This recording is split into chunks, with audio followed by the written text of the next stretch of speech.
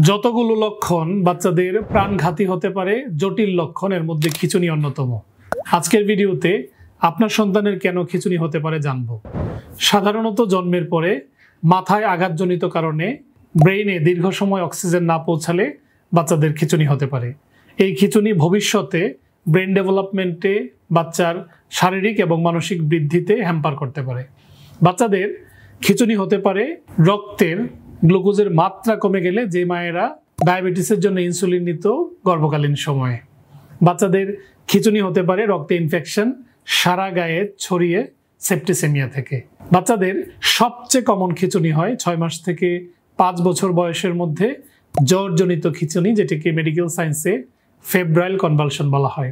খিঁচুনির আরেকটি অন্যতম কারণ মৃগী রোগ বা এপিলেপসি, যেটি যে কোনো বয়সে হতে পারে। সাধারণত জ্বর ছাড়া এই ধরনের খিঁচুনি হয়।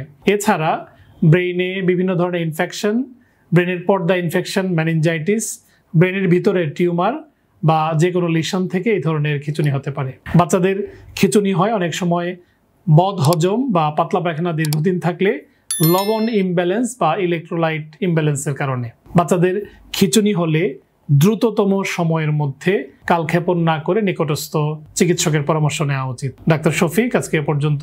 আল্লাহ হাফেজ।